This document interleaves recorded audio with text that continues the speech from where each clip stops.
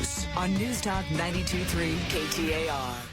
You can be in favor of SB 1070, of which I am. You can be in favor of increased border security, of which I am. You can be in favor of employer sanctions, of making it difficult for illegals to not only get here, but get jobs and remain here, of which I am. Having said that, I am not prepared to punish and condemn children brought here not of their own volition, not of their own choice, if they are willing to pass and jump through these hoops, if they're willing to be of good moral character, if they're willing to stay out of trouble, if they're willing to graduate from school, attend a college, pay for it. They have to pay for it. You got to pay for it. If they're willing to serve in the military, seriously, you people opposed to the DREAM Act, you could look at a young man or a young woman coming back from Iraq or Afghanistan who is not a citizen and say, hey, thanks a lot. Would you hurry up and get that uniform off so I can kick you back out of this country? You've got to be kidding me. Some of them don't speak any other language. They came here as infants. The only thing they know is the United States, yet they are technically illegal. Why is it so difficult to provide any sort of hope or any sort of path? I cannot look that person in the face and say, sir or madam, thank you for serving for our country. Thank you for defending this country. Thank you for going where the president and the generals and the admirals and the commanders said you need to go. But I just don't think you're worthy of being a citizen of this country. There's a disconnect there. It don't make a lick of sense to me. And again, these kids had no choice. They came along for the ride. And so to condemn them for being kids, essentially is what you're doing. You're upset with them because they were kids and they did what their parents said. I don't see the mindset behind that. I can't see that. It is. I think frustrating for a lot of people. Let's see. We've got Eric right now. Eric and Chandler, go right ahead. Actually, yes. I was, I don't know what you can consider the DREAM Act back when I was growing up back in the 80s. Yeah. My mother and I, we came across the border legally we actually had a passport. Right. And basically, over time, my mom got married to an American citizen, and we overstayed our welcome. Which a lot of people do. You know, I mean, right. You're in a large group of people, but technically, that makes you illegal, right? Correct. Right.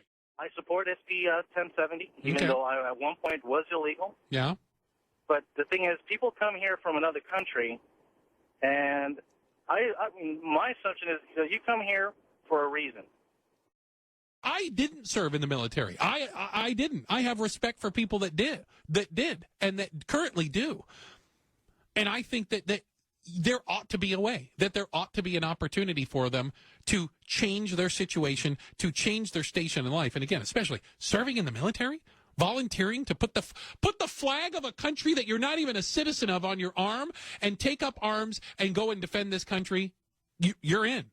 Check the box off. I got no problem. I'll shake your hand when you step off the airplane or step off the boat and welcome you as an American citizen. Doesn't bother me in the slightest. And for someone to say that it was a joy for him to do it. I mean, he felt honored to serve this country. That's great. It's people that you want That's to come an American. over. Right. You want people like that, people that are either from America or from another country to feel that way when they serve in the military. Yeah. That's an example of who we want, right? Like exactly. You said, that's an example. Tell you what, we'll take.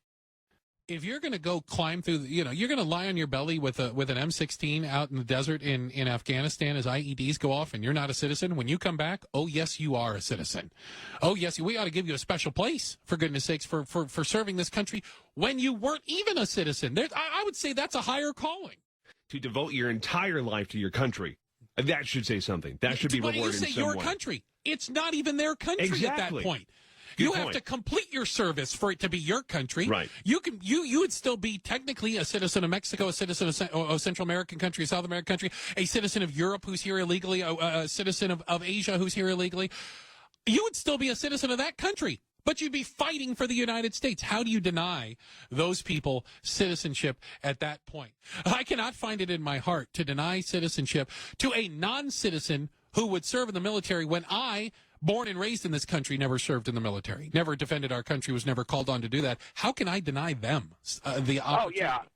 Oh, yeah. I completely agree with you. I mean, if they served, I served, I'd be the first person right there to shake their hand because they put their life on the line for me. It may get one final chance to pass in Congress. Harry Reid's the lame duck session of Congress of the Senate said they may take it up and bring it before. They may have enough votes with some of the outgoing senators and congressmen who no longer have to pander and can vote their conscience because they aren't coming back anyway. We might find out how that turns out. And I got to tell you, it's something that I support. Fair enough. And again, I think maybe that's something that if we have a healthy Congress, if we have a rational, reasonable debate about it, maybe they could debate some of this stuff out. Maybe we could come up with a better version of the DREAM Act that could get support from all the different factions. You could get Republicans and Democrats to agree on something. Maybe?